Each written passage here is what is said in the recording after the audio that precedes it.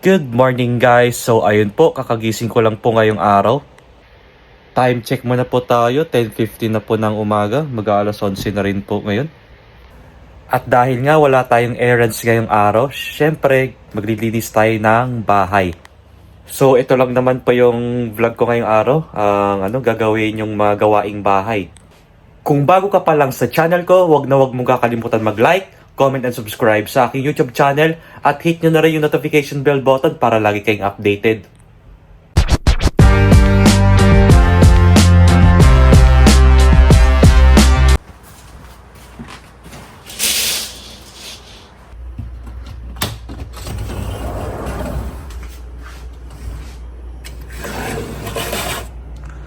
Good morning neighbors! So bago ko nga po gawin yung mga gawaing bahay ngayon, tara magkape muna tayo guys. Ito nga po yung kape na iniinom ko, ito pong Blendy Stick. Sakto lang po ito guys para sa akin dahil hindi naman po ako matamis magkape. Kaya pag medyo matamis-tamis yung kape ko, dagdagan ko na lang ng mainit na tubig para sakto sa panlasa ko.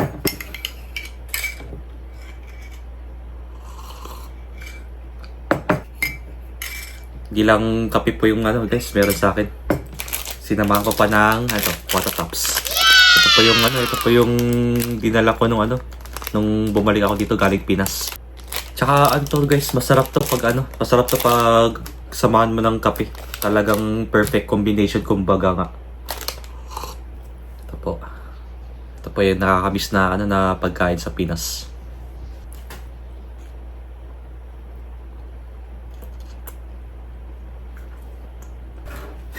Alam nyo guys, every Yasumi ko or day off ko, talagang nagdidinis ako ng bahay.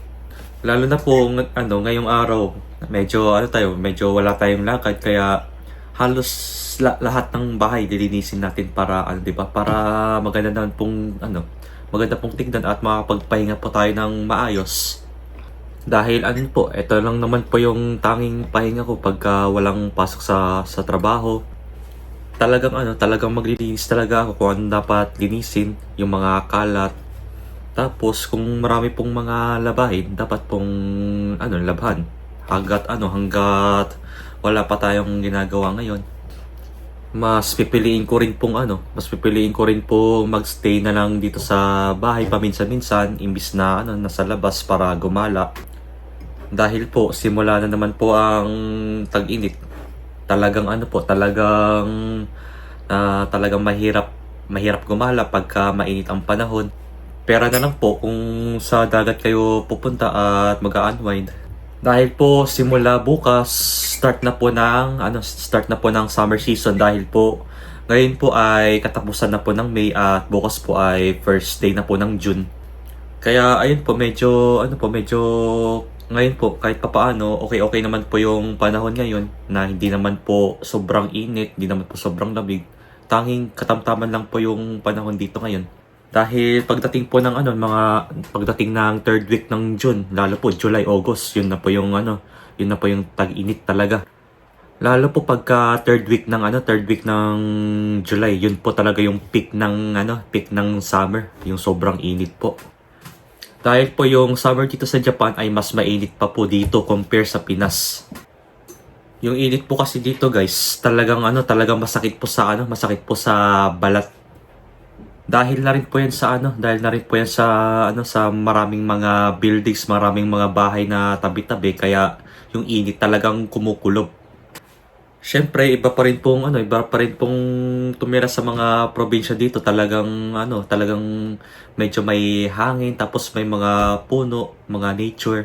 Talagang pagka summer, medyo fresh naman po yung hangin kahit na sabihin po natin na mainit. Hindi tulad po sa mga syudad, sa mga city na sobrang init po talaga.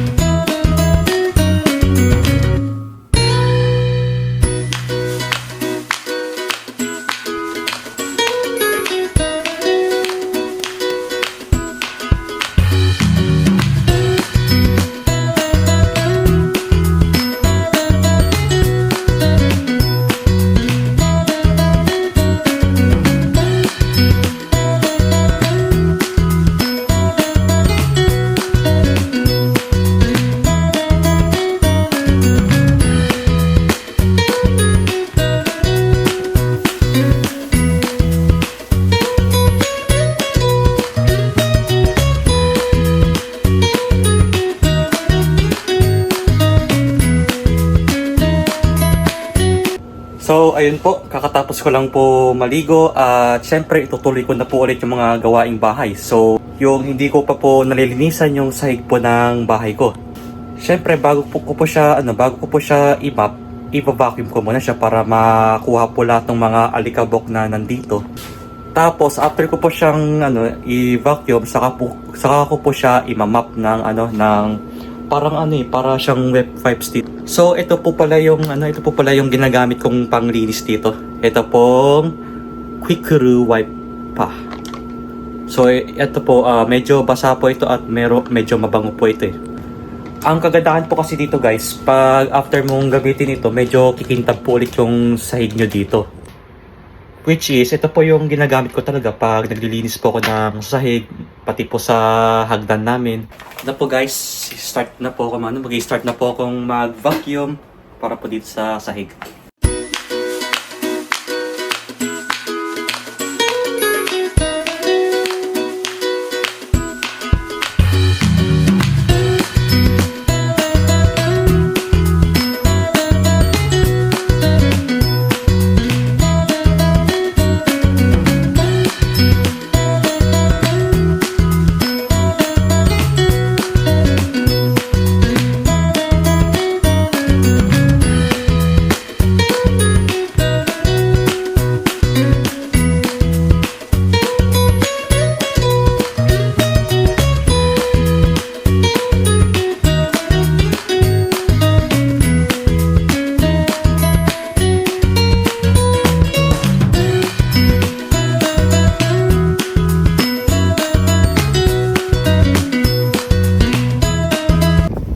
Ngayon po ay pupunta muna ako ng convenience store para bumili ng sabaw. Dahil guys, sa tuwing kumakain ako ng lunch at dinner, talagang may sabaw pong na kasama lagi. So ngayon po ay pupunta ako ng Family Mart para bumili ng mga panghigop sa sabaw ngayon para sa kakainin ko ngayong tanghalian. Tapos na rin po pala akong maglinis ng bahay ngayon. So ang gagawin ko na lang po ay magluto po ng uulamin ko ngayong lunch. Bale, sabaw na lang po ang bibiling ko ngayon.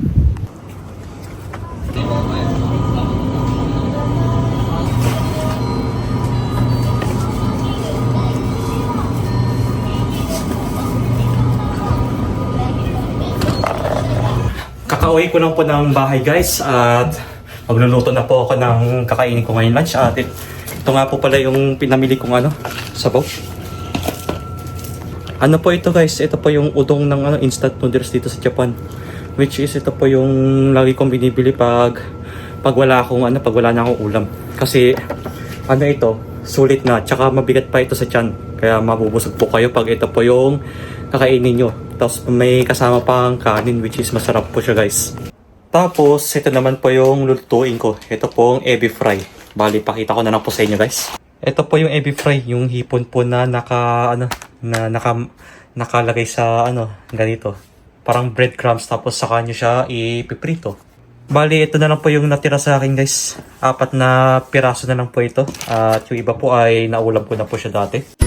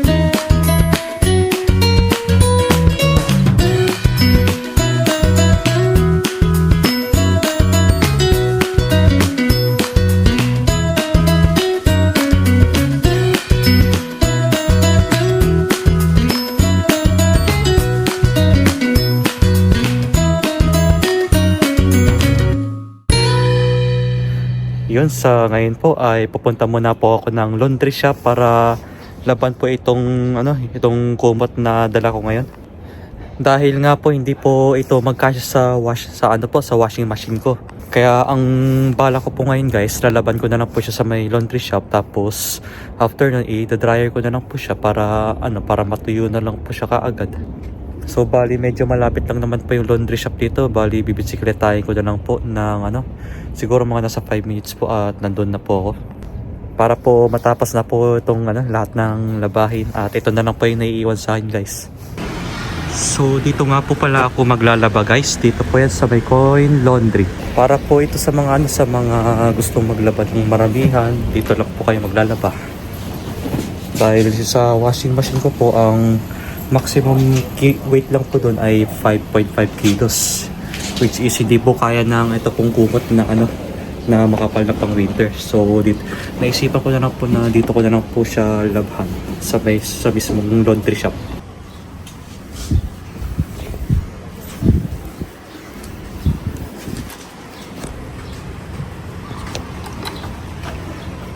Bale, nagdala na lang ako ng ng sabon pandaba, tsaka itong Fabcon.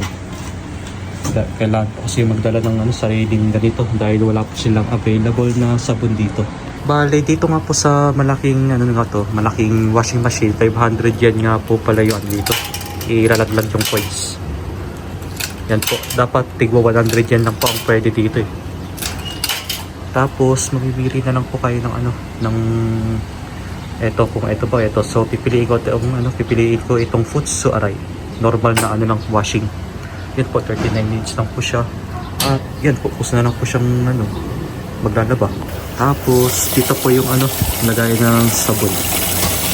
Ibagsak na lang po dito guys. Ayan po. Gusto na po yan. Isang bubulani yan sa loob. Ayan po. Upisa na siyang bumula. Tapos dito naman po sa washing machine na to ay nasa 300 yen lang po. Which is yung capacity po nito ay nasa 7.5 kilos. At dito naman po sa gamit ko ay nasa 16 kilos po yung capacity na kaya niyang laban. Tapos meron din po silang mini washing machine dito guys na 200 yen. Tapos ito po yung capacity na 4.5 kilos. Halos medyo parehas po sila ng maximum weight sa washing machine ko sa bahay guys.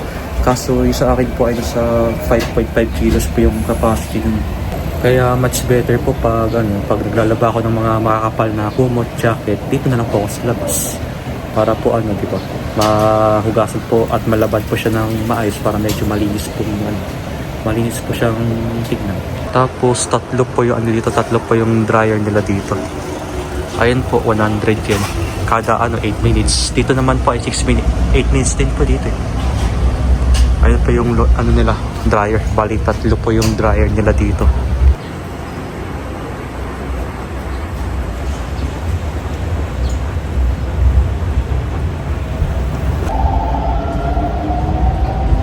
So, okay na po itong labahan ko. At ililipat na lang po natin ito sa may dryer. So, ilalagay lang po natin siya guys. Ayan po, saka po natin huhulugan ng barya. Dito lang po natin siya ihuhulog yung barya. Okay na tong 200 yen guys. Bali 16 minutes po yan. Hintay lang po tayo ng 16 minutes bago po matapos itong dryer. Ito lang po yung kagandahan dito sa Japan guys, kung diba, pag wala kayong washing machine na malaki na tulad nito, pwede kayong pumunta sa kahit saang laundry, mga coin laundry na malapit sa inyo dito. Ito nga pala yung magandang i-business sa Pilipinas, yung coin laundry. Lalo na po kakaunti lang po yung coin laundry sa atin. Pero syempre, kailangan mo na ng puhunan bago kayo gumawa ng business. Sabi nga nila, pag magnenegosyo kayo, you must take risk talaga.